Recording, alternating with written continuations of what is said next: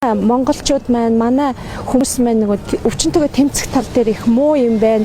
Ерөөсө хор тавдар тусаад өгдөг юм байна гэсэн ойлголт ер нь 60% нь тийм бодолтой байдаг болохоор би энэ хүмүүстэй зориулаад хүн ингээд хадраа эдгээч чаад байгалаараа аялаад байгалаасаа энерги аваад тэрнийхээ хүчээр ингээд 8000 байтугай юм оргилд авирч чаддаг юм байна гэдгийг үзүүлээд би чадчих байгаа юм чи та нар минь чадах ёстой гэдэг юмыг л монголчуудаа үзүүлсэн. Хүн ямар ч өвчин тусч болно, ямар ч зовлон үзэж болно. Тэр дотоод энерги потенциалаа сэргээгээд эдгэх тийм нэг эдгэрэл татвар алах гэдгийг би аюу хэлдэг. Тийм л ерөөсөө гайхамшигыг өөрөө бүтээх ёстой.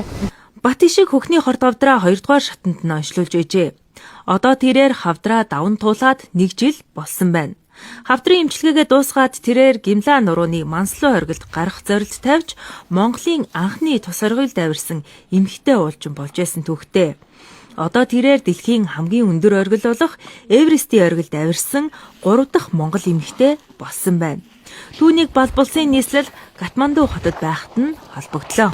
Өөрийнхөө хүч чадлыг ашиглаж чаддаг, эдгэж чаддаг гэдгийг л Монголын ард түмэнд үлдэх гэж тэр хавдар тусаад зовж яваа өчнөө олон хүнд эмчилгээ хийж байгаа хүмүүст урам зориг өгөх гэж Манслуу оргилд оролцсон.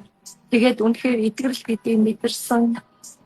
Дараа нь одоо Эверест ч гэсэн өнөөдөр би бас жилийн татвар ахаад хүчээ үзээ явж байна.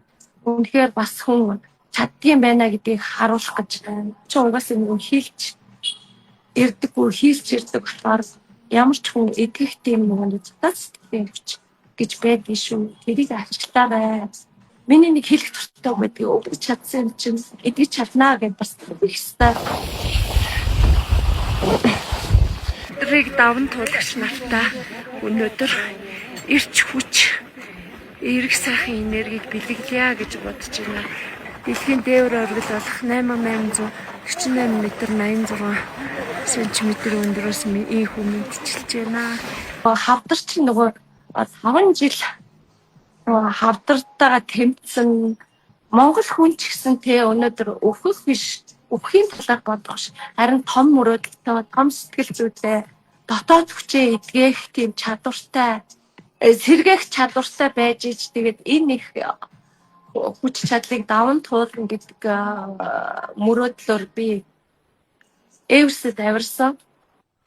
Уулын авиралт нь хүний хүч чадал, оюун ухаан, хүн чанарыг шалгадаг.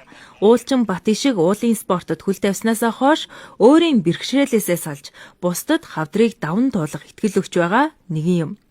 Тэрээр өмнөө тавьсан томоохон зорилтынхоо нэгийг хэрэгжүүлээд ийхүү эх орныхоо зөв хүлгийн жолоо залхаас өмнө холбогдож сэтгэлийг нь сонслоо.